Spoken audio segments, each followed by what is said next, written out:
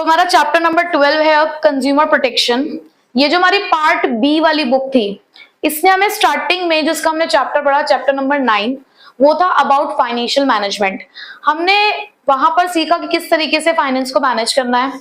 दूसरा चैप्टर जो था वो था हमारा फाइनेंशियल मार्केट, जिसने हमें ये बताया कि वो फाइनेंस आपके पास कहाँ से आता है, आपके पास कौन कौन से सोर्सेज हैं, वो फाइनेंशियल मार्केट क्या है जो आपको पैसा देती है।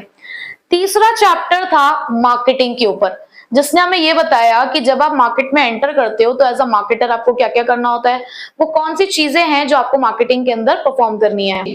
तो 11 चैप्टर ने हमें टोटली ये बताया कि मार्केटिंग कैसे की जाती है। अब तक हम जितने भी चैप्टर्स पढ़ रहे थे, वैसे मैं बात करूं पार्ट 1 था या पार्ट 2 है, दोनों ही चैप्टर्स ना फर्म्स और ऑर्गेनाइजेशन के ऊपर बेस्ड थे।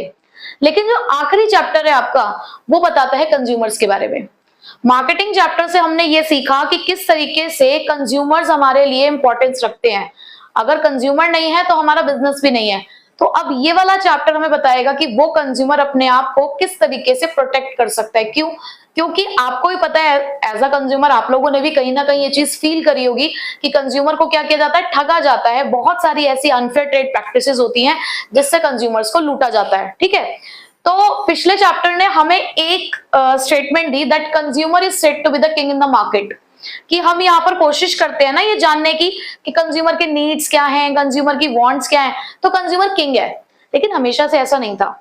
पहले की मार्केट को बोला जाता था कि वो मार्केट थी प्रोडक्ट ओरिएंटेड। प्रोडक्ट ओरिएंटेड का मतलब होता है कि मार्केट में पहले प्रोडक्ट आता था और अपने आप उसकी डिमांड अराइज होती थी, यानी कि कस्टमर से पूछा नहीं जाता था कि आपको क्या चाहिए। पहले मैन्युफैक्चरर अपना प्रोडक्ट लॉन्च करता था, उसके बाद अपने आप कंज्यूमर्स की डिमांड आती थी। तो इसलिए वहां पर बोला जाता था caveat emptor, let the buyer beware, यानी कि वहां पर बायर को सावधान होने की जरूरत है कि हम तुम्हारे अकॉर्डिंग सामान नहीं बना रहे हैं। अगर तुमने हमसे दुश्मनी करी तो तुम्हें सामान नहीं मिलेगा। यहाँ पर सेलर, उस टाइम पे सेलर था सबसे ऊपर। क्यों? क्योंकि उस टाइम पे नंबर ऑफ सेलर्स कम हुआ करते थे। जब नंबर ऑफ सेलर्स कम थे तो सप्लाई कम होती थी। इस वजह से बायर को बिवेयर रहने की जरूरत थी। लेकिन धीरे धीरे आपने देखा हमारी मार्केटिंग चेंज हुई, हम किस तरीके से प्रोडक्शन कॉन्सेप्ट से मार्केटिंग कॉन्सेप्ट तक पहुंचे, तो तब वहां तक आते आते ये हमारी जो अप्रोच थी ये चेंज हो गई और ये अप्रोच कन्वर्ट हो गई कैविएट वेंडेटर, लेट द सेलर बिवेयर।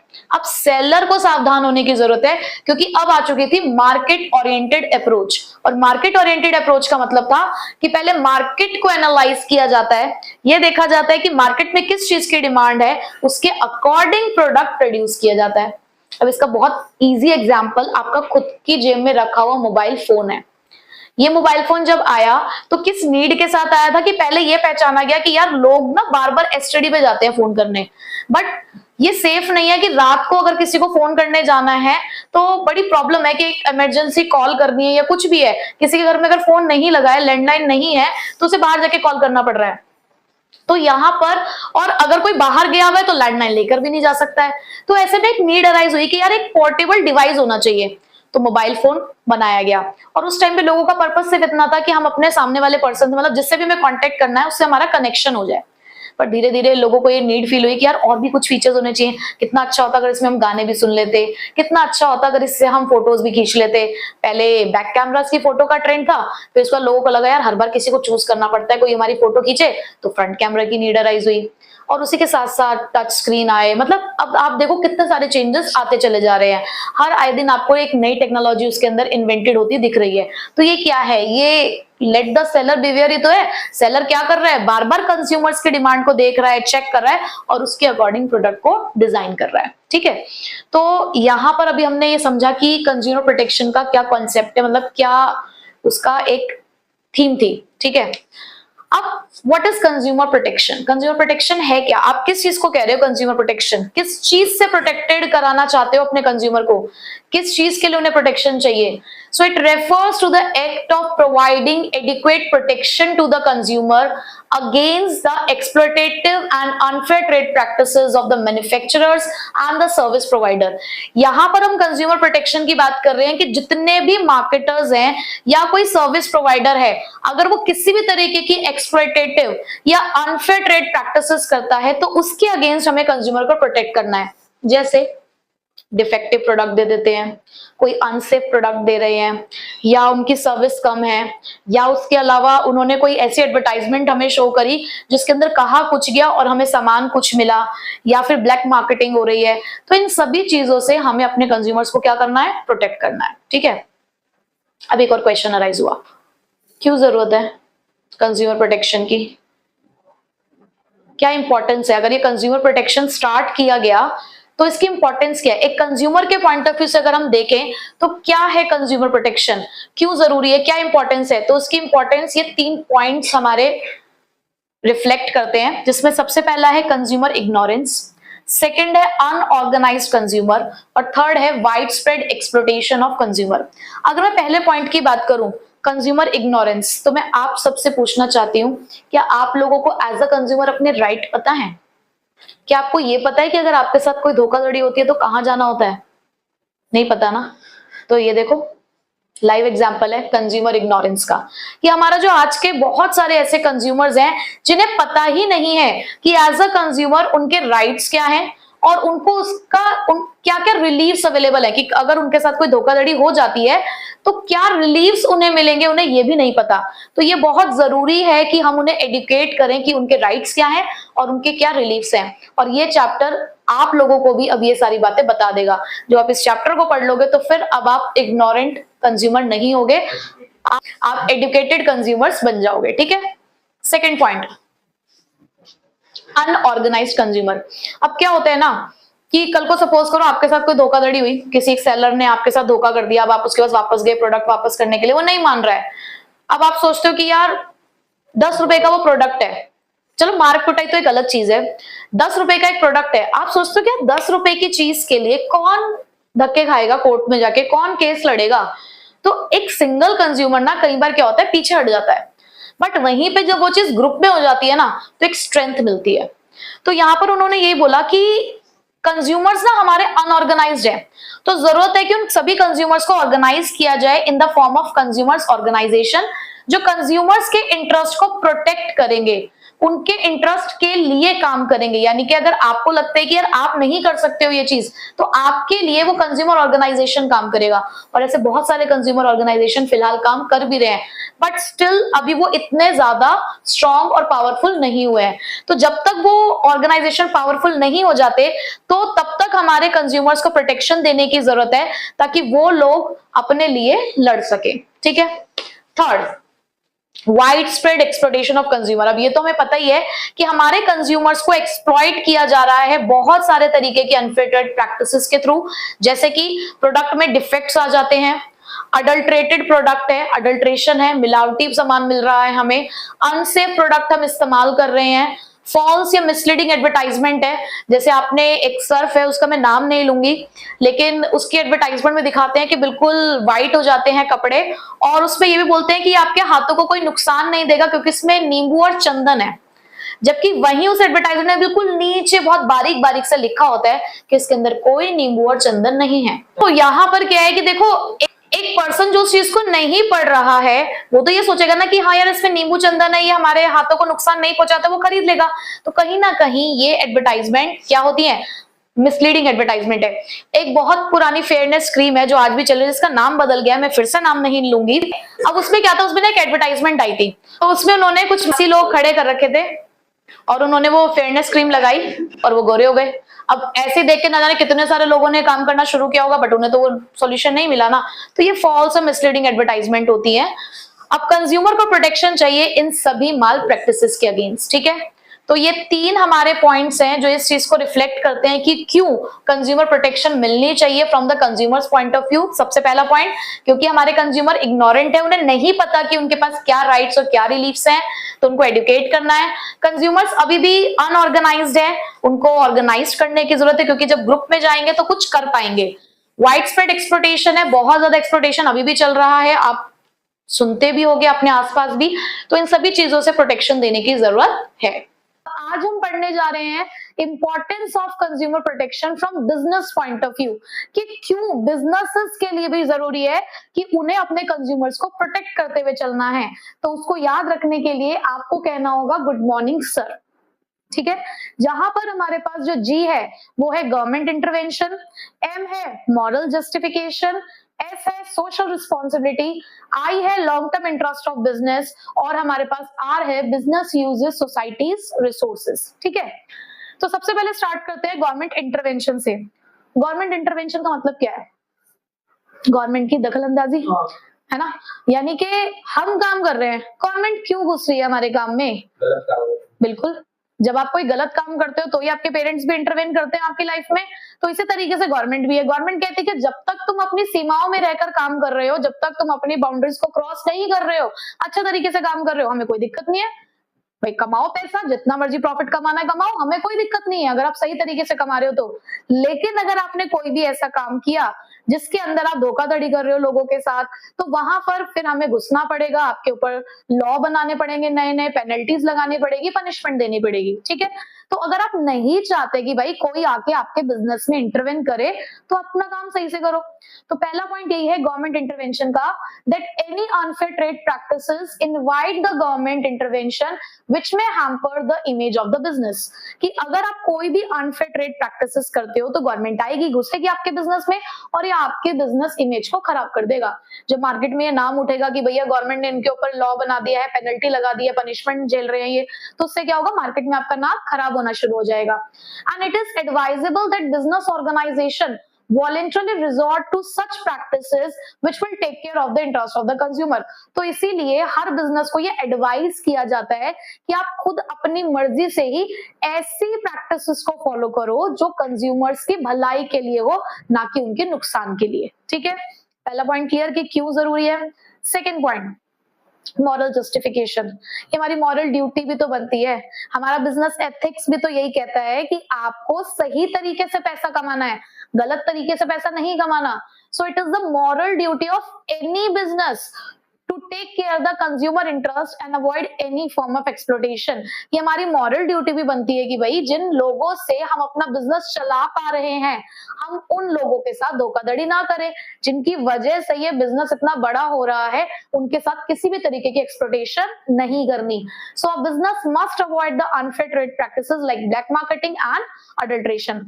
अच्छा, वो मूवी तो आपने देखी होगी ना, नायक, अनिल कपूर वाली। उसमें आपने देखा कि जब वो एक दिन का सीएम बना तो उसने ऐसे बहुत सारे लोगों के लाइसेंस कैंसिल कर दिए, जैसे कि वो पीडीएस सिस्टम चलता है हमारा, पब्लिक डिस्ट्रीब्यूशन, हाँ बिल्कुल ऐसे ही, उसने ऐसे दे लो इसका लाइसेंस कैंसिल करो।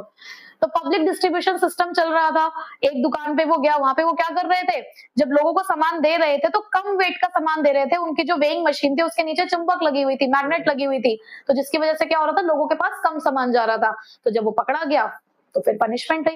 ये मॉरल ड्यूटी है यार, तुम लोग राशन की दुकानें चला रहे हो, वो किसके लिए बनाई गई है, जो पॉवर्टी लाइन से बिलो है, तुम उन लोगों को भी ठग रहे हो, तो ये तो कितना गलत है ना। तो ये आपकी मॉरल ड्यूटी नहीं है। ठीक है, तो यहाँ पर वो कहते हैं कि मॉरली भी ये जस्टिफाइड है कि इस तरीके की चीजों में इन्वॉल्व नहीं होना है। Third, social responsibility.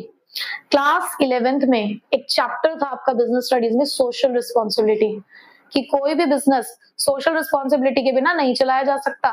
एक बात बताओ, अगर आप अपने वर्कर्स से ज्यादा काम कराओगे, पैसा कम दोगे, तो वो क्या बहुत टाइम तक आपके यहाँ पर टिक पाएगा? नहीं। जहां उसे अच्छी अपॉर्चुनिटी मिलेगी वो आपका बिजनेस छोड़कर चला जाएगा।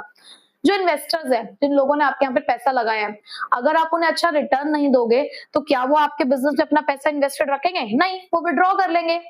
अगर तुम अपने सप्लायर को टाइम से पैसा नहीं दोगे जिससे तुम्हें उधार पे सामान दिया है, तो अगली बार वो देगा क्या? नहीं ना।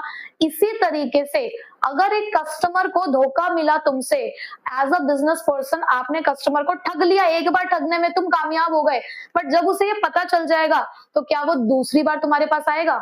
नहीं आएगा। तो वो यही कहते हैं कि देखो, आपकी सोशल रिस्पॉन्सिबिलिटी है, एक बिजनेस ऑर्गेनाइजेशन पैसा कमाता है कैसे? या तो अपने गुड्स को बेचकर या सर्विसेज प्रोवाइड करके। लेकिन अगर आपने इन्हीं गुड्स को बेचते टाइम या ये सर्विसेज देते टाइम आपने उनके साथ धोखाधड़ी कर दी, तो फिर वो आपके पास दोबारा वापस नहीं आएगा। So consumer form an important group among the many stakeholders and their interest has to be well taken care of. तो ये इतने सारे लोगों की जो मैंने आपसे बात करी कि शेयर होल्डर है, आपका सप्लायर है, आपके एम्प्लॉइज हैं और आपके कंज्यूमर्स हैं, अगर इनमें से किसी के साथ भी आप गलत करते हो तो आपका जो कंज्यूमर है इन सभी में एक बहुत इंपॉर्टेंट स्टेक होल्डर है, तो उसके इंटरेस्ट को आपको क्या करना है? प्रोटेक्टेड करते हुए चलना है। Next, long term interest of the business. एक बिजनेस होता है जो कम समय के लिए चल रहा है, एक बिजनेस है जो लंबे समय के लिए चल रहा है। अगर आप अपने बिजनेस को बहुत लंबे समय तक चलाना चाहते हो, आप चाहते हो कि यार आज के लिए बिजनेस नहीं कर रहे हम कर रहे हैं इन फ्यूचर, हमें टिके रहना है मार्केट के अंदर, सालों साल हमारा बिजनेस चलता रहे। आपने देखा होगा बहुत सारे बिजनेस ऐसे हैं जो कितने साल पुराने हैं। एमडीएच कितना पुराना है, पुरखों से चलता आ रहा है। रिलायंस है, कहीं ना कहीं पुरखों से ही चलता आ रहा है। उन्होंने अपना बिजनेस एस्टैब्लिश किया, उन्होंने मार्केट में अपनी एक रेपुटेशन क्रिएट करी है, इसीलिए लोग एक्सेप्ट कर रहे हैं उन बिजनेसेस को। टाटा भी है, ना जाने कितने ही इसके बाद नहीं तो बिजनेसेस आए और कब आके कब खत्म हो गए किसी को पता भी नहीं चला। तो यहाँ पर उन्होंने ये चीज एक आइडेंटिफाई करी कि अगर हमें लंबे समय तक बिजनेस को चलाना है और अपने प्रॉफिट को मैक्सिमाइज करना है तो हमें अपने कस्टमर को सेटिस्फाई करना पड़ेगा। तो यहाँ पे देखो ये यही लाइन लिखी हुई है, that enlightened business firms have realized that in the long run profit can be maximized by satisfying the customer। कि अगर आपको लगता है कि लंबे समय तक आपको प्रॉफिट कमाना है तो अपने कस्टमर को सेटिस्फाई करना होगा। क्यों? क्योंकि एक सेटिस्फाइड कस्टमर रिपीटेडली आपके पास ही आएगा। एक बार अगर वो आपसे सेटिस्फाइड हो गया आपके प्रोडक्ट से, आपकी सर्विस से, तो वो हर बार आपके पास ही आएगा और एट द सेम टाइम वो 10 लोगों को और भी तो बताएगा। जो उसके आसपास के लोग होंगे, अगर उसे पता चल रहा होगा कि ये वही प्रोडक्ट खरीदने जा रहे हैं तो वो आगे भी तो रिकमेंड करेगा। तो वो आपके कस्टमर के बेस को भी बढ़ाएगा एक पॉजिटिव फीडबैक के साथ। लेकिन वही अगर उसके साथ कुछ गड़बड़ हुई होगी तो अगर वो किसी को जाता हुआ देखेगा उसी दुकान पे तो वो मना कर देगा भाई ये मत खरीदना, है ना। तो एक नेगेटिव इमेज आ जाएगी। तो यहाँ पर यही बोला गया that satisfied customers not only lead to repeat sales but also helps in increasing customer base by providing good feedback to the prospective customer। एक अच्छा फीडबैक देके वो आपका कस्टमर बेस को भी इंक्रीज करने में हेल्प करते हैं। ठीक है, next, business uses societies resources. Business जो है वो सोसाइटी के रिसोर्सेज का इस्तेमाल करते हैं। वही अब जिनकी वजह से हम खा रहे हैं अगर उन्हीं के साथ हम धोखा कर दे तो ये गलत है। तो एक बिजनेस जितने भी रिसोर्सेज का इस्तेमाल कर रहा है वो सोसाइटी के है, it's belong to the society, so they have a responsibility to supply such products and render such services which are in public interest and would not impair the public confidence in them। तो क्योंकि आप society के resources का इस्तेमाल करते हो तो ये आपकी रिस्पॉन्सिबिलिटी बनती है कि आप उन्हें ऐसे प्रोडक्ट दो, ऐसी सर्विसेज दो कि उनका कॉन्फिडेंस बिल्डअप हो आपके प्रोडक्ट में, इम्पेयर ना हो। इम्पेयर का मतलब खराब ना हो, एक नेगेटिव इमेज ना बने आपकी, पब्लिक का कॉन्फिडेंस बिल्डअप हो आपके प्रोडक्ट के अंदर, आपकी सर्विसेज के लिए। ठीक है, तो ये 5 पॉइंट्स ये रिफ्लेक्ट करते हैं कि क्यों consumer protection business point of view से इंपॉर्टेंट है। एक तो कि आप नहीं चाहते कि गवर्नमेंट आके आपके बिजनेस में इंटरवेन करे, दूसरा ये मॉरली जस्टिफाइड है कि हमें बिजनेस को सही तरीके से करना है, कंज्यूमर को एक्सप्लॉइट नहीं करना। ये हमारी सोशल रिस्पॉन्सिबिलिटी भी बनती है क्योंकि एक बार अगर हमने उनको नाराज कर दिया तो वो वापस लौटकर हमारे पास नहीं आएंगे। और अगर हम लंबे समय तक अपने बिजनेस को चलाना चाहते हैं, प्रॉफिट कमाना चाहते हैं, तो हमें अपने कस्टमर को सेटिस्फाई करना होगा। और क्योंकि हमें बिजनेस के रिसोर्सेज सोसाइटी से ही मिलते हैं तो भी हमें रिस्पॉन्सिबिलिटी हमारी ये बनती है कि हम उनको सही प्रोडक्ट और सर्विसेज दें। ठीक है, अब स्टार्ट करते हैं कंज्यूमर प्रोटेक्शन एक्ट 2019। देखो ये जो कंज्यूमर प्रोटेक्शन एक्ट 2019 है ये हमेशा 2019 का एक्ट नहीं था, पहले ये था कंज्यूमर प्रोटेक्शन एक्ट 1986। ठीक है, फिर उसके बाद 2020 के अंदर भी कुछ इसके अंदर अमेंडमेंट हुए और 19 में भी कुछ अमेंडमेंट्स हुए, यानी कि इस एक्ट के अंदर कुछ चेंजेस किए गए। और क्योंकि वो चेंजेस 2019 के टाइम पे किए गए थे, मतलब जो कहते हैं ना एक ड्राफ्ट जो बना था इसका एक्ट का वो 2019 में बनाया गया, इसलिए इस एक्ट का नाम भी बदलकर क्या कर दिया गया था फिर, consumer protection act 2019। So Consumer Protection Act 2019 has replaced the Act 1986 and seeks to widen its scope in addressing the consumer concern। यानी कि 1986 के एक्ट में भी बहुत सारी ऐसी बातें लिखी हुई थी जो कंज्यूमर्स को प्रोटेक्ट करने के लिए जरूरी थी, बट कुछ और अब देखो 1986 से और आज के टाइम पे क्या चीजें बदली नहीं होंगी, बदली होंगी ना। तो उन सब चीजों को ध्यान में रखते हुए उन्होंने एक्ट्स के अंदर अपने कुछ चेंजेस किए और चेंजेस करने के बाद उन्होंने जो हमारा कंज्यूमर कंसर्न था उसके स्कोप को और ज्यादा बढ़ाने के लिए एक नए एक्ट के साथ शुरुआत करी, which is consumer protection act 2019। अब इसका मेन एम क्या है, इसका एम है to protect and promote the interest of the consumer. Consumer protection act तो किसके लिए काम करेगा? कंज्यूमर्स के लिए, कि हमें अपने कंज्यूमर्स के इंटरेस्ट को प्रोटेक्ट भी करना है और प्रमोट भी करना है। और उन्होंने कुछ अथॉरिटीज भी सेटअप करी ताकि सही समय पर हम अपने कंज्यूमर्स के बीच जो भी डिस्प्यूट्स हैं, जो भी उनकी कंप्लेंट्स हैं, हम उसको सेटल डाउन कर सके। ठीक है, और यही consumer protection act 2019 as a consumer आपको कुछ राइट्स देता है जिनको हम बोलते हैं कंज्यूमर राइट्स। तो यहाँ पे उन 6 कंज्यूमर राइट्स के बारे में हम डिस्कशन करेंगे और आज आपको भी पता चलेगा कि एज अ कंज्यूमर आपके खुद के कौन कौन से राइट्स हैं। जो हमने पढ़ा था ना कि हमारा कंज्यूमर इग्नोरेंट है, उसे पता ही नहीं है कि उसके पास कौन कौन से राइट्स अवेलेबल है, तो आज के बाद आप इस चीज के लिए तो इग्नोरेंट नहीं होगे, एक इग्नोर्ड कंज्यूमर नहीं हो, क्योंकि आज से आपको पता चल जाएगा कि आपके राइट्स क्या है। सो कंज्यूमर राइट्स को याद रखने के लिए आप हायर कर लीजिए CS। तो कैसे याद रखना है इसको? Higher CS।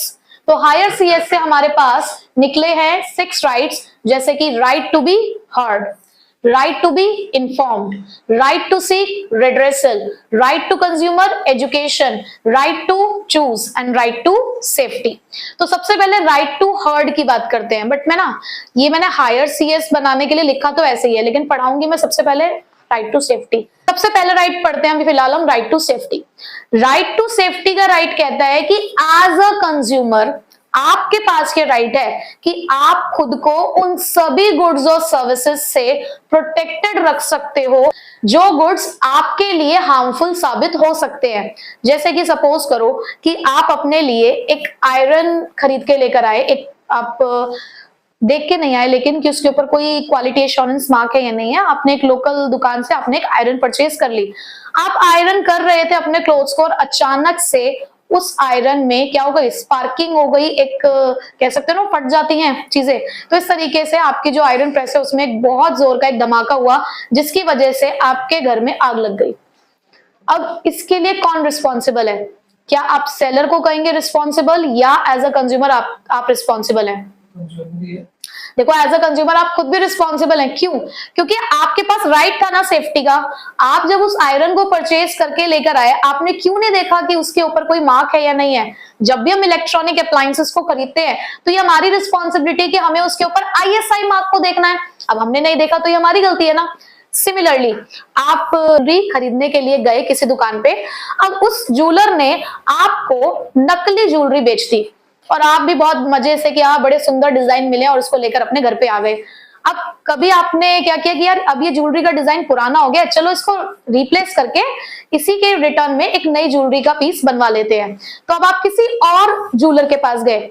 अब जब आप वहां पर गए तो उसने कहा कि ये तो नकली ज्वेलरी है, ये तो नकली गोल्ड है, क्योंकि इसके ऊपर तो हॉलमार्क ही नहीं है। बट एज अ कंज्यूमर आपने हॉलमार्क देखा ही नहीं था, तो अब यहाँ पर भी गलती किसकी है? आपकी है। आप अपनी वजह से यहाँ पर ठगे जा रहे हो। क्यों? क्योंकि आप अपना कंज्यूमर राइट यूज ही नहीं कर रहे हो कि आपके पास राइट है। हाँ, अगर हॉलमार्क होने के बावजूद, ISI मार्क होने के बावजूद आपके साथ किसी भी तरीके का इस तरीके से हार्मफुल इंपैक्ट अगर आपको देखने को मिलता है तो आप अपने आप को प्रोटेक्ट कर पाओगे। ठीक है, तो हमेशा इस बात का ध्यान रखना है कि जब भी हम कोई भी सामान खरीदें तो क्वालिटी एश्योरेंस मार्क हमें देखने चाहिए। ठीक है, so a consumer has a right to be protected against the goods and services which are hazardous to the life and health. जो आपकी सेहत के लिए हानिकारक हो सकते हैं, उन सभी गुड्स और सर्विसेज से आप खुद को प्रोटेक्ट कर सकते हैं। So consumer are educated to buy the products with quality assurance marks. तो इसलिए कंज्यूमर को ये सिखाया जाता है, बताया जाता है कि जब भी आप सामान खरीदे तो प्लीज क्वालिटी एश्योरेंस मार्क को चेक करें। नेक्स्ट हम पढ़ते हैं राइट टू चूज। हर कंज्यूमर के पास ये राइट है कि वो वेराइटीज ऑफ प्रोडक्ट्स में से अपनी पसंद का जो प्रोडक्ट है उसे चूज कर सकता है। मतलब कि आप किसी दुकान पे गए, ठीक है, अब आप जिस दुकान पे गए तो हमारे राजू जी ने लक्स की एड देखी टेलीविजन पे, जिसपे एक बहुत सी सुंदर सी एक हीरोइन उस साबुन को इस्तेमाल करती है और ये देखते हैं कि उसकी त्वचा है बहुत कोमल हो जाती है। तो राजू जी ने सोचा कि क्यों ना हम भी अपनी त्वचा को कोमल और साफ सुथरा बनाएं। तो इन्होंने जब वो एडवर्टाइजमेंट देखी कि कोमल त्वचा हो जाती है उस साबुन से, तो ये गए दुकानदार के पास और इन्होंने जब दुकानदार से कहा कि भाई साहब एक लक्स का साबुन दे दो, तो उन्होंने पूछा क्यों, किसके लिए चाहिए? उसने कहा अपने लिए चाहिए, तुम्हारे भाई के लिए चाहिए। तो उसने देखा कि यार तुम लेडीज वाला साबुन क्यों इस्तेमाल कर रहे हो? तुम तो यार सिंथॉल इस्तेमाल करो, ये वाइल्ड स्टोन इस्तेमाल करो। कहाँ तुम लक्स वक्स के पीछे भाग रहे हो? वो जबरदस्ती इसको कह रहा है कि नहीं यार यही लो, यही वाला ब्रांड लेना है आपको, इसी से नहाओ तुम। अरे तुम छोड़ो, फिर तुम्हारे अंदर कीटाणु बहुत है, तुम डिटॉल ही ले जाओ, या लक्स मत लेके जाओ। अब यहाँ पर क्या इसके राइट का उल्लंघन नहीं हो रहा है? इसके पास राइट है, राइट टू चूज। तो यहाँ पर राइट टू चूज ये कहता है कि एज अ कंज्यूमर आपके पास फ्रीडम है कि जो मैन्युफैक्चरर आपको वेराइटीज ऑफ प्रोडक्ट दे रहा है in terms of brand, in terms of quality, in terms of prices, तो आप उसमें से चूज कर सकते हो। और यही रीजन है कि जो मैन्युफैक्चरर्स है वो आपको अलग अलग क्वालिटी, अलग अलग प्राइस और अलग अलग ब्रांड्स के सामान दे रहे हैं। ठीक है, तो ये कहां से निकल कर आया? Right to choose. ठीक है, नेक्स्ट जब हम पढ़ेंगे राइट टू बी इन्फॉर्म्ड। अब राइट टू बी इन्फॉर्म्ड ये कहता है कि जब भी हम कोई प्रोडक्ट को कंज्यूम करते हैं तो एज अ कंज्यूमर हमारे पास ये राइट है कि उस प्रोडक्ट के बारे में सारी जानकारी हमें मिलनी चाहिए। ठीक है, अब आपने देखा होगा कि जब आप कोई भी प्रोडक्ट खरीदते हो, जैसे कि मेरे हाथ में, ठीक है, मेरे हाथ में फिलहाल अभी एक ही प्रोडक्ट है, ये मार्कर, या कोई भी और प्रोडक्ट अगर आपके पास हो तो आपके पास लेबल होता है ना उस पे। अभी पीछे हम मार्केटिंग चैप्टर पढ़ के आए हैं, जिसमें हमने क्या पढ़ा कि आपके प्रोडक्ट से रिलेटेड सारी जानकारी होती है उस लेबल के ऊपर, date, manufacturing date, expiry date, MRP, और क्या इंग्रेडिएंट्स है उसके, क्या डायरेक्शन टू यूज है, सब कुछ होता है ना। तो ये क्यों होता है, क्यों प्रोवाइड कर रहा है एक मार्केटर? क्योंकि उसके पास क्या है? Right to be informed. So a consumer has a right to have a complete information about the product he intends to buy. तो हर कंज्यूमर के पास ये राइट है कि उसके पास कंप्लीट इंफॉर्मेशन होनी चाहिए उन सभी प्रोडक्ट्स के बारे में जिसको वो खरीदने जा रहा है, जैसे कि उसके इंग्रेडिएंट, प्राइस और क्वालिटी। और यही रीजन है कि आपको हर प्रोडक्ट के साथ क्या मिल रहा है? लेबल। ठीक है, अब नेक्स्ट हम पढ़ते हैं राइट टू बी हर्ड। जब हम परेशान होते हैं तो हमें क्या चाहिए? जब परेशानी में होते हैं, एक इंसान जो हमारी उस बात को सुन ले, जिससे कि हमारा जो दिल है वो हल्का हो जाए। तो एज अ कंज्यूमर जब आपके साथ धोखाधड़ी हुई, जब आपको लगा कि यार ये प्रोडक्ट तो गलत निकल गया, ये सर्विसेज पूरी नहीं मिली हमें, तो आपके पास ये राइट है कि आप उनको फोन कर सकते हो और उनसे बहुत सारी प्यारी प्यारी बातें कर सकते हो। आपने देखा है कि आपको हर प्रोडक्ट के पीछे एक टोल फ्री नंबर मिलता है ना, कि अगर आपको कोई ग्रीवियंसेस है उस प्रोडक्ट के साथ तो भाई कॉल करो और उनसे खूब सारी बातें करो। So a consumer has a right to file a complaint and to be heard in case of dissatisfaction with the good और सर्विसेज। तो अगर कभी भी किसी कंज्यूमर के साथ ऐसा होता है कि अगर वो डिससैटिस्फाइड है किसी गुड या प्रोडक्ट के साथ, तो उसकी बात को सुना जाए। कई बार होता है ना, हम किसी डीलर के पास जाते हैं, सेलर के पास जाते हैं, हमारी बात सुन नहीं रहा है, तो ये आपके राइट का वो वायलेशन कर रहा है, आप उसके ऊपर केस फाइल कर सकते हो क्योंकि वो आपकी बात को सुन नहीं रहा है। ठीक है, so it is because of such reason that business firms have set up their own grievances cell. इसी वजह से ये जो ग्रीवियंसेस सेल, ये जो कस्टमर केयर सेंटर सेटअप हुए हैं, वो इसी राइट के लिए सेटअप हुए हैं। ठीक है, next right to seek redressal. सिर्फ उन्होंने आपकी बात सुनकर रख ली है, सोल्यूशन तो कुछ दिया ही नहीं आपको, तो आपके पास ये राइट है कि आपको उसका क्या मिलना चाहिए? सॉल्यूशन। सीक रेड्रेसल का मतलब क्या है? आपने कंप्लेन दर्ज कराई, उस कंप्लेन के ऊपर सुनवाई होने के बाद आपको क्या मिलना चाहिए? उसका सॉल्यूशन। ठीक है, so consumer has a right to get relief in case of product और service falls short of his expectation. अगर आपकी उम्मीद से कम आपको वो प्रोडक्ट लग रहा है कि जैसा उन्होंने कहा था वैसा उन्होंने हमें प्रोडक्ट नहीं दिया या सर्विस डिलीवर नहीं करी, तो आप यहाँ पर केस फाइल कर सकते हो और आपको रिलीफ मिलेगा। जैसे अगर डिफेक्टिव प्रोडक्ट था तो या तो डिफेक्ट रिमूव करो, या नया प्रोडक्ट दो, या रिप्लेसमेंट करो। ठीक है, रिमूव करो या तो डिफेक्ट को, या रिप्लेस कर दो, या फिर आप हमें हमारे पैसे वापस कर दो। तो इस तरीके के रिलीफ्स आपको मिल सकते हैं। ठीक, ये सारी चीजें थी कि हाँ एज अ कंज्यूमर हम क्या क्या कर सकते हैं। एक सबसे important right to consumer education. अब एज अ कंज्यूमर आपके पास ये राइट है कि आपको नॉलेज गेन करनी है, वेल इन्फॉर्म्ड कंज्यूमर रहना है थ्रू आउट द लाइफ। जागो ग्राहक जागो, ये आपने सुना होगा। ये स्कीम इसी राइट के अंडर आती है कि भाई आप लोगों को खुद भी तो अवेयर रहना है, खुद भी तो आपको पता होना चाहिए आपके क्या राइट्स हैं और आपको क्या रिलीफ मिलेगा। कभी आपके साथ धोखाधड़ी हुई तो क्या राइट है और कहां जाना है केस फाइल करने के लिए और कब जा सकते हो, ये सब पता होना चाहिए। ठीक है, so consumer should be aware about his rights and reliefs available to him. ठीक है, तो ये हमारे 6 राइट्स थे। एक ने हमें कहा कि हमारी बात को सुना जाए, दूसरे ने कहा हमें पूरी इंफॉर्मेशन चाहिए, तीसरे में हमें सॉल्यूशन चाहिए, देन हमें पूरी इंफॉर्मेशन चाहिए कंज्यूमर एजुकेशन के बारे में, यानी कि हमें एजुकेटेड कंज्यूमर बन के रहना है। यहां हम अपनी मर्जी का सामान चूज कर सकते हैं और यहाँ पे हम अपने आप को प्रोटेक्टेड रख सकते हैं। और इसी के साथ मैं आपको ये भी कहूंगी कि ये 90 to 100% चांसेस है कि आपको ये क्वेश्चन पेपर में देखने को जरूर मिलेगा। लास्ट ईयर भी आया था, डायरेक्ट भी आ सकता है, केस स्टडी भी आ सकती है। ये एक ऐसा टॉपिक है जो डायरेक्ट और केस स्टडी दोनों के लिए इंपॉर्टेंट है, और मैं तो कहूंगी बिल्कुल छोड़ के नहीं जाना, क्योंकि आएगा ही आएगा। ठीक है, हाँ जी। सो नेक्स्ट टॉपिक है हमारा कंज्यूमर रिस्पॉन्सिबिलिटी। हमने लास्ट क्लास में ये तो पढ़ लिया कि कंज्यूमर राइट्स क्या होते हैं, हमारे अधिकार क्या हैं, बट भैया अधिकारों के साथ साथ जिम्मेदारियां भी आती हैं। तो एज अ कंज्यूमर आपकी कुछ रिस्पॉन्सिबिलिटीज भी बनती हैं। अगर आप अपनी रिस्पॉन्सिबिलिटी सही से पूरा करोगे तभी कंज्यूमर राइट्स को भी इस्तेमाल कर पाओगे। तो सबसे पहली आपकी रिस्पॉन्सिबिलिटी है कि जब भी आप सामान को मार्केट में खरीदने जाओ, बी अ वाइज कंज्यूमर, हमेशा समझदारी के साथ काम लो। ऐसे ही ये नहीं कि हाँ ठीक है आज मन कर रहा है कि कार खरीदने हैं और चल दिए किसी भी शोरूम में और उसने तुम्हें 8 लाख की कार 9 लाख में बेच दी, ये तो तुम बेवकूफ बन के खुद आए हो। जब आपको पता है कि आपको कोई एक चीज खरीदनी है तो पहले उसकी जानकारी खुद लो कि अलग अलग जगह पर क्या क्या प्राइस चल रही है, कौन सा डीलर कितनी प्राइस ऑफर कर रहा है, कौन कौन से वेरिएंट्स अवेलेबल है, मतलब ये सारी जानकारी आपको होनी चाहिए। So a consumer should have a knowledge about the market. ठीक है। Second responsibility is quality conscious. हम कई बार ना अपने पैसे बचाने के चक्कर में लोकल चीजों की तरफ चले जाते हैं। ठीक है, समटाइम्स हम लोकल चीजें खरीद भी सकते हैं, बट हमें जो ऐसी चीजें होती हैं जिसके लिए हमें लगता है कि नहीं यार ये चीज क्वालिटी वाली होनी चाहिए, स्टैंडर्ड वाली होनी चाहिए, क्योंकि ये हो सकता है कि कल को हमारे लिए हार्मफुल हो सकती है, तो ऐसी चीजों को ना आप स्टैंडर्डाइज ही खरीदो। हमेशा स्टैंडर्डाइज प्रोडक्ट्स खरीदो जिसपे आपको क्वालिटी एश्योरेंस मार्क मिलते हो।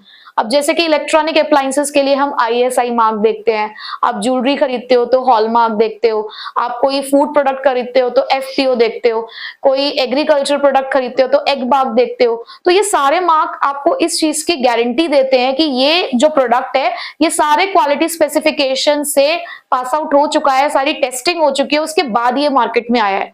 तो कई चीजों के लिए हमें ये क्वालिटी मार्क्स देखने चाहिए जब भी हम उन्हें खरीद रहे हैं। ठीक है। Third one is use the product safely. कुछ चीजें ऐसी होती है जिनको इस्तेमाल करने से पहले उनसे जुड़े रिस्क हमें देख लेने चाहिए। जैसे कि कोई आप गैस स्टोव खरीद के लेकर आए हो, ठीक है, अब उसको किस तरीके से यूज करना है, या कोई आप पर्टिकुलर एक मशीन खरीद के लेकर आए हो, आपको उसको पहले देख लेना चाहिए कि क्या इंस्ट्रक्शंस लिखी हुई हैं इसके ऊपर इसको यूज करने के लिए। आप कोई मेडिसिन अगर खरीद के लेकर आए हो तो उसके ऊपर भी कई बार ना डोसेज लिखा होता है कि इतने से इतने पर्सन को इतनी ही डोसेज लेनी चाहिए उसके लिए। तो ये सारी चीजें हमें पढ़नी चाहिए। Must refer the labels carefully. Labels को ध्यान से पढ़ो। जैसे कि नॉर्मली हम पैकेट वाला मिल्क यूज करते हैं, या फिर हम मसाले इस्तेमाल करते हैं, आजकल तो पैक्ड ही आते हैं मसाले भी, या फिर आप ब्रेड वगैरह भी कंज्यूम करते हो, सबके ऊपर एक एक्सपायरी डेट होती है ना। बट समटाइम्स हम क्या करते हैं, हम चीजों को इग्नोर कर देते हैं, हम देखते नहीं है। तो हमेशा देखना चाहिए, जब लेबल प्रोवाइड हो रहा है आप ही के लिए हो रहा है तो उसको देखो, MRP क्या है, मैन्युफैक्चरिंग डेट क्या है, एक्सपायरी डेट क्या है, क्या इंग्रेडिएंट्स हैं उसके अंदर, तो वो सारी चीजें हमको देखनी चाहिए। उसके बाद इंसिस्ट ऑन कैश मेमो, क्योंकि अगर आप कैश मेमो नहीं लेते हो तो कल को अगर आप किसी प्रोडक्ट से डिससेटिस्फाइड हो या कोई सर्विस आपको सही नहीं लग रही है तो आप कैसे ये बात प्रूफ करोगे कि आपने उस पर्सन से सामान खरीदा है। तो ये एक एविडेंस की तरह काम करेगा आपके लिए अगर आपके पास वो बिल होगा तो। ठीक है, तो हमेशा कोशिश करनी चाहिए कि जब भी हम सामान खरीदे तो हम अपने दुकानदार से क्या लें, एक बिल लें। उसके बाद must be honest. Black marketing क्यों बढ़ रही है, हम बढ़ावा दे रहे हैं, तो हमें ये सब चीजें नहीं करनी है ना। अगर कोई एक सामान आपको लीगल तरीके से मिल रहा है, फिर से वही बात है कि हम कुछ पैसे बचाने के चक्कर में या कुछ फॉर्मेलिटीज को पूरा करने से बचने के लिए हम खुद भी तो ब्लैक मार्केटिंग को प्रमोट करते हैं ना। तो हमें पहले ऑनेस्ट होना होगा, पहले ईमानदार हमें होना होगा। कई बार होर्डिंग्स हो जाती है। होर्डिंग्स का मतलब क्या होता है कि स्टॉक कर लेना, किसी चीज को छुपा कर रख लेना, तो ये चीजें भी नहीं होनी चाहिए। Next, must file a complaint. अगर आपको लगता है कि आपके साथ कोई धोखा हुआ है तो आप कंप्लेंट फाइल करो, ये आपको करना चाहिए। आपको ये सोचना नहीं चाहिए कि यार प्राइस कितना है। कई बार लोग क्या होता है, प्राइस देख के पीछे हट जाते हैं कि यार कौन 5-10 रुपए के लिए लड़ेगा, बट न जाने आपके जैसे कितने सारे कंज्यूमर्स के साथ हो सकता है वो धोखा हो रहा हो। तो हमें कभी भी इस तरीके से पीछे नहीं हटना चाहिए, कोशिश करनी चाहिए कि हम लोग ये काम करें। और नहीं हो रहा है तो भाई कंज्यूमर फोरम्स बने हुए हैं, आप केस फाइल करो, वो आपकी मदद करेंगे। बहुत सारे कंज्यूमर ऑर्गेनाइजेशंस बने हुए हैं जो आपकी हेल्प करते हैं, ठीक है। Next, form the consumer organisation. फिर से वही बात निकल कर आई कि आप अपने अपने कंज्यूमर ऑर्गेनाइजेशन बना सकते हो जो बहुत एक्टिव रोल प्ले करते हैं कंज्यूमर को एडुकेट करने में, उन्हें उनके राइट्स के बारे में बताने में। रिस्पेक्ट द एनवायरमेंट, हमें खुद को भी ये ध्यान रखना है कि हमें एनवायरमेंट को रिस्पेक्ट करना है। आपने देखा होगा मोस्टली जो जैसे बिस्लेरी की बॉटल होती है, जितनी भी हमारी मिनरल वाटर मिलता है, जो उसमें एक इमेज बनी होती है जिसके अंदर ये दिखा रखा होता है कि बॉटल को क्रश करके हम एक डस्टबिन में थ्रो कर रहे हैं। तो वो यही बता रहा होता है कि we should always respect our environment, हमें वेस्टेज को, लिटरिंग को, इन सब चीजों को अवॉइड करना चाहिए। And assert yourself to ensure that you get a fair deal. ये खुद को पता होना चाहिए कि आपने फेयर डीलिंग करी है, आपने किसी भी तरीके की खुद से एज अ कंज्यूमर धोखाधड़ी नहीं करी है। तो ये 10 आपकी रिस्पॉन्सिबिलिटीज है जो आपको पता होनी चाहिए एज अ कंज्यूमर, ठीक है। Next, meaning of a consumer. हम इतने देर से कंज्यूमर कंज्यूमर कंज्यूमर पढ़ते जा रहे हैं। Now what is the meaning of consumer as per consumer protection act 2019? ये एक प्रॉपर एक्ट में लिखी हुई डेफिनेशन है, इसको हम चेंज नहीं कर सकते, ठीक है। तो उसमें हर एक वर्ड का एक मीनिंग है, तो ध्यान से समझिएगा। उन्होंने कहा कंज्यूमर क्या है? A person who boys any good और अवेल्स एनी सर्विस। एक ऐसा पर्सन जिसने सामान खरीदा है या किसी सर्विस को अवेल किया है, यानी कि फील किया है फॉर अ कंसिडरेशन, एक कंसिडरेशन के लिए। अभी कंसिडरेशन का मतलब क्या होता है? कंसिडरेशन का मतलब कैश भी हो सकता है, काइंड में भी हो सकता है, मतलब सीधे मनी के फॉर्म में भी हो सकता है या अदर देन मनी भी हो सकता है। और वो consideration which has been paid और प्रॉमिस्ड, या तो हमने पैसा भर दिया या हमने प्रॉमिस कर दिया कि हम भर देंगे, हम आपको पैसा दे देंगे, और पार्टली पेड और पार्टली प्रॉमिस्ड, या हो सकता है थोड़ा पैसा दे दिया हो, थोड़े के लिए प्रॉमिस कर दिया हो कि 10,000 का सामान खरीदा, 8,000 दे दिया, 2,000 के लिए कह दिया कि अभी हम आपको ये पैसा दे देंगे। और under any scheme of deferred payment, या हो सकता है डेफर्ड पेमेंट हो, डेफर्ड मतलब लोन करा लियो, कोई ऐसी स्कीम मिल रही हो हमें तो उसके अगेंस्ट हमने सामान खरीद लिया है। अब जब भी हम कंज्यूमर की बात करते हैं तो हम ये मानकर चल रहे हैं कि ये जो ट्रांजैक्शन हो रही है हमारी कंज्यूमर के साथ, ये बहुत ऑनलाइन और ऑफलाइन हो सकती है। ये सिर्फ ऑफलाइन ट्रांजैक्शंस की बात नहीं हो रही है, ऑनलाइन ट्रांजैक्शंस की बात हो रही है। और जो भी ये कंज्यूमर है, किसी को कंज्यूमर हम तभी कहेंगे जब वो खुद कंज्यूम कर रहा हो सामान, अपने लिए उसने वो सर्विस ली हो। अगर वो उन चीजों को ले रहा है for the purpose of resale और कमर्शियल पर्पज, तो फिर वो कंज्यूमर नहीं है। बहुत फेमस ऐप है ना हमारी, एक Amazon भी है हमारे पास। तो इन सब पे आप एज अ कंज्यूमर भी जा सकते हो और एज अ ट्रेडर भी जा सकते हो। तो अगर आप वो सामान खरीद रहे हो इन ऐसी ऐप से क्योंकि आपको फर्दर आगे बेचना है, तो फिर आप कंज्यूमर नहीं हो, क्योंकि आपने कमर्शलाइजेशन कर दिया। बट अगर आप खुद के लिए खरीद रहे हो तो फिर आप कंज्यूमर हो, ठीक है, क्लियर। नाउ हम यहाँ पे कंप्लेंट की बात कर रहे थे कि हम केस दर्ज करा सकते हैं। कौन कौन केस दर्ज करा सकता है?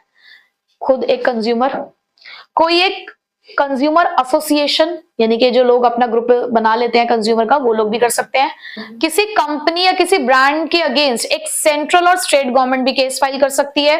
एक या एक से ज्यादा कंज्यूमर सेम इंटरेस्ट है, अगर उनका सबके साथ एक ही तरीके का धोखा हुआ है तो वो लोग भी केस फाइल कर सकते हैं। उसके अलावा सपोज करो कंज्यूमर की डेथ हो गई है किसी केस में, तो उसका लीगल रिप्रेजेंटेटिव केस फाइल कर सकता है। किसी माइनर के साथ कुछ गलत हुआ है तो उसके पेरेंट या लीगल गार्जियन केस फाइल कर सकते हैं। और एक सेंट्रल अथॉरिटी हमारे पास, कंज्यूमर प्रोटेक्शन एक्ट ने एक सेंट्रल अथॉरिटी बना रखी है, सेंट्रल कंज्यूमर प्रोटेक्शन अथॉरिटी। चाहे तो आप यहाँ पे ब्रैकेट में लिख सकते हैं central authority as per consumer protection act, ठीक है, अगर पूछ लिया गया तो सीसीपीए भी जो है केस फाइल कर सकती है, ठीक है।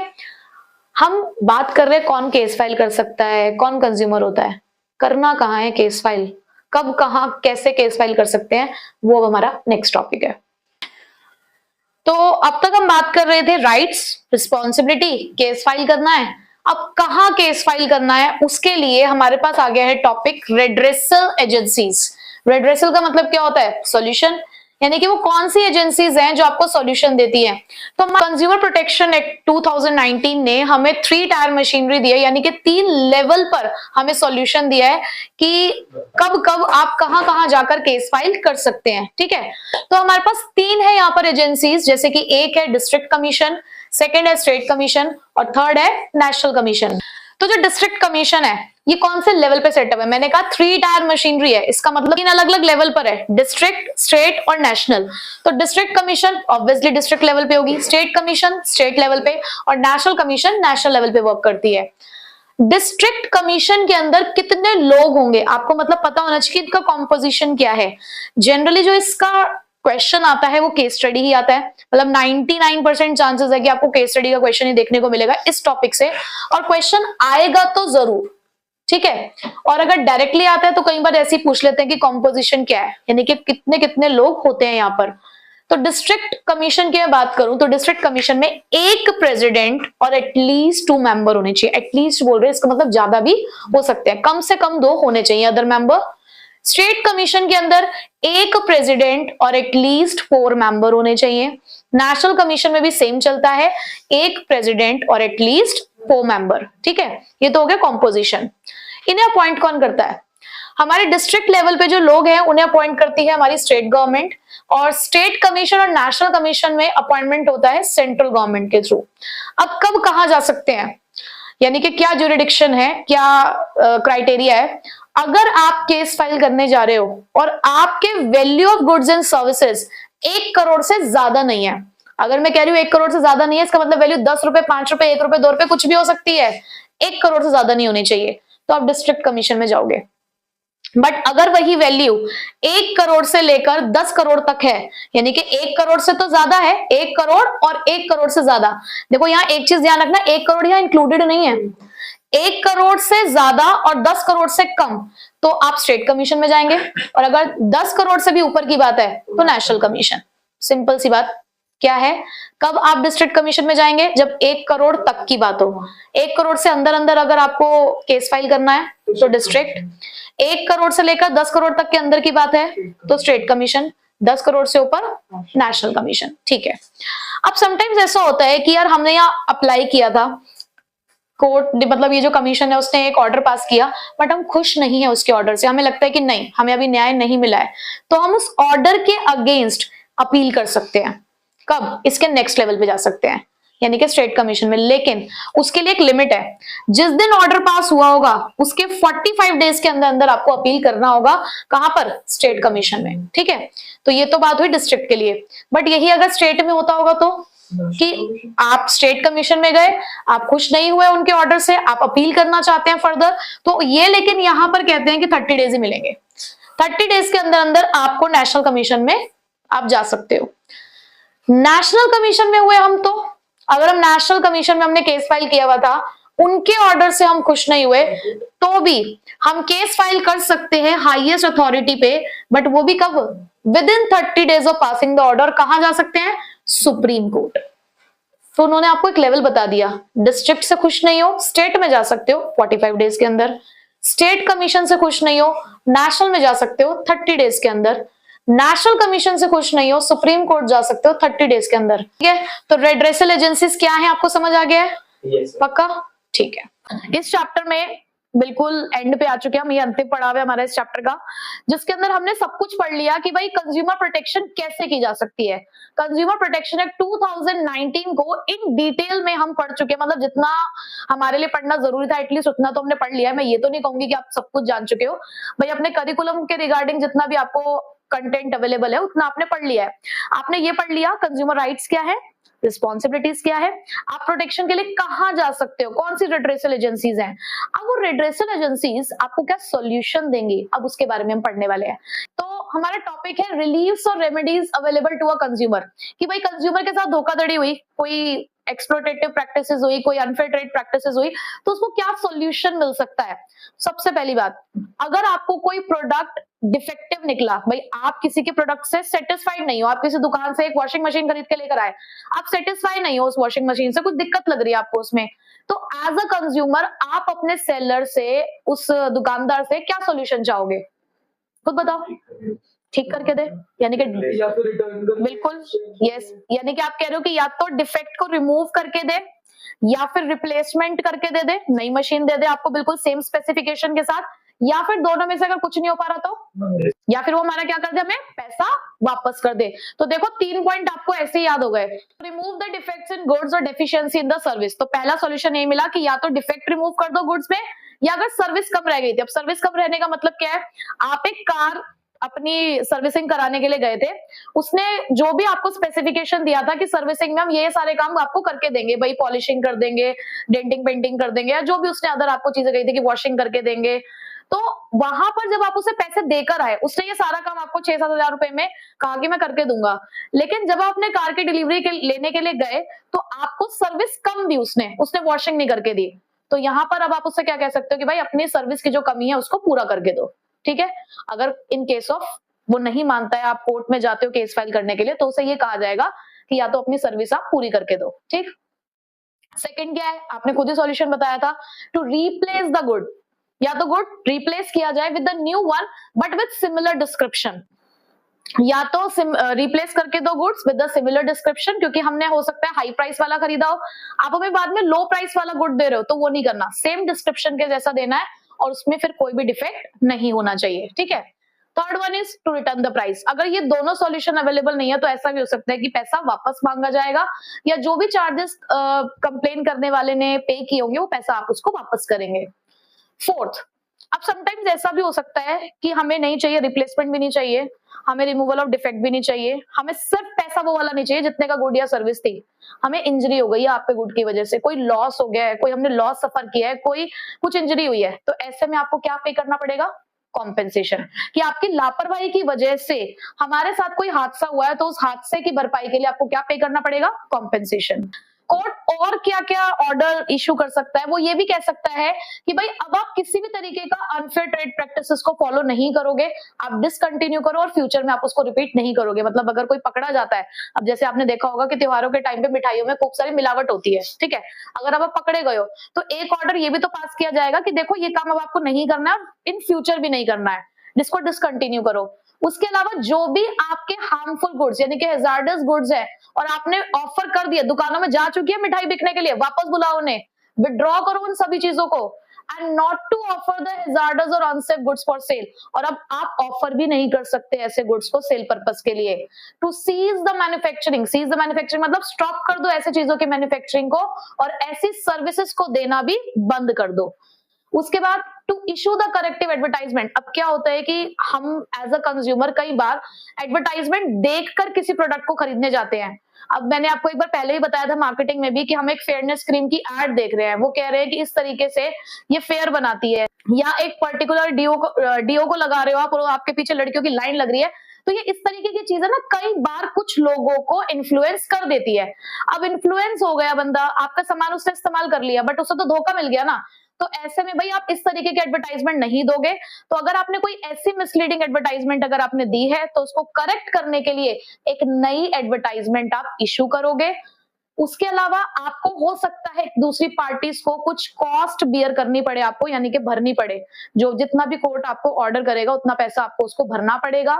उसके अलावा टू सीज और desist from issuing any misleading advertisement, और आज के बाद आप ऐसी किसी भी तरीके की एडवर्टाइजमेंट आप नहीं दोगे, और जो पहले गलत एडवर्टाइजमेंट अब तक आ रही है उसे देना बंद कर दो। ठीक है, तो ये हमारे पास रिलीफ्स और रेमेडीज अवेलेबल है। अगर कभी भी आप रेडरेसल एजेंसीज के पास जाते हो तो इस तरीके के सॉल्यूशंस आपको मिल सकते हैं। लास्ट टॉपिक हमारा कंज्यूमर अवेयरनेस।